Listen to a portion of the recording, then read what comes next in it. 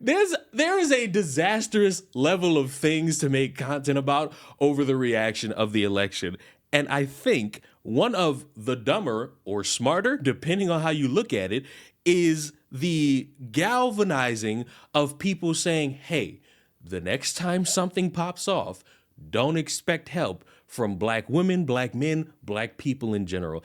Oh, and black women, I bet not catch you marching for nobody in the streets these next 4 years unless it's for another black woman. You bet not take that cape off.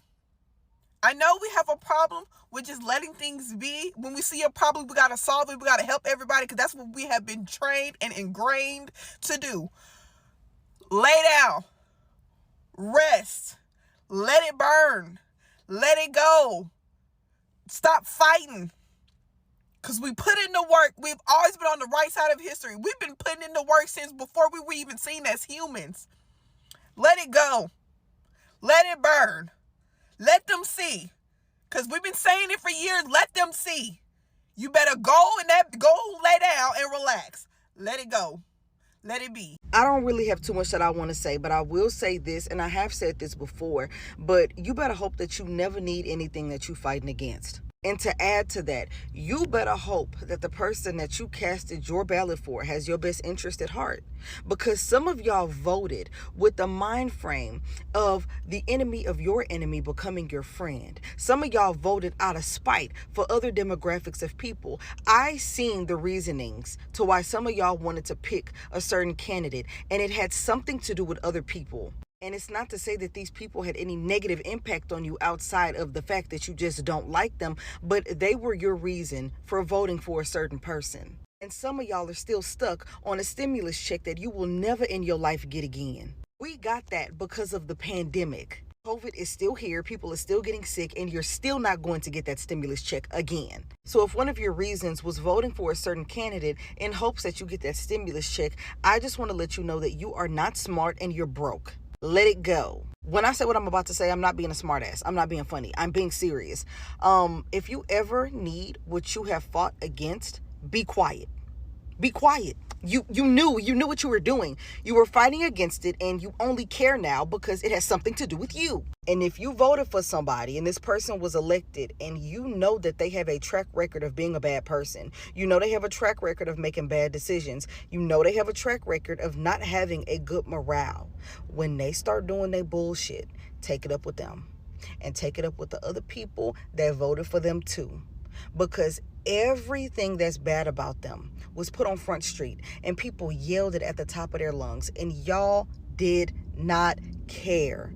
So no, don't come crying to us. Don't come crying out loud. Cry to the people that decided to put that person in office. Last but not least, do not try to find a way to lean on black women. We are not your crutch. Y'all are big girls and big boys. Figure it out by yourself.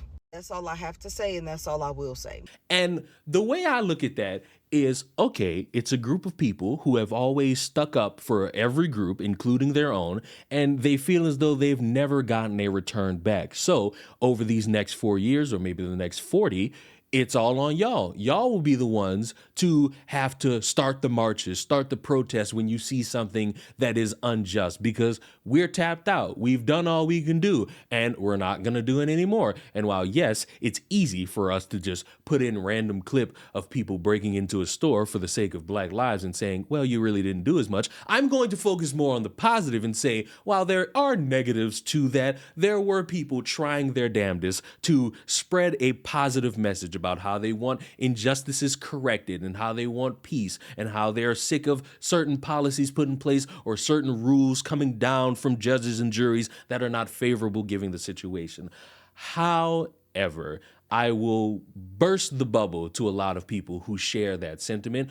You will be right back on social media protesting for something. You specifically will be on social media and at a march and at a rally protesting for something. I know right now you don't give a fuck, and I actually appreciate that, but give it the circumstance, you will be right back on social media having the time of your life fighting for something that you believe in. You're not going to fully tap out. And I could sit here and make a joke as to why, but I'm going to be a little bit honest. It's because you care. Even in a moment where you feel like no one cares about you, you still have that in your heart. And that's not to demean you. That's to commend you for your ability to actually say, you know what, I'm mad, but I'm still going to help. A lot of people aren't going to help. A lot of people are going to say, fuck this, fuck all these people, and fuck all their issues. And to those people, I give you a round of applause because you know what? At least you're able to actually keep it consistent. But some people are going to be right back on social media when they see some atrocity. They're going to see some issue. They're going to see something that's going to get them to want to fight for a form of treatment, fairness, justice, or injustice, however you want to slice it. And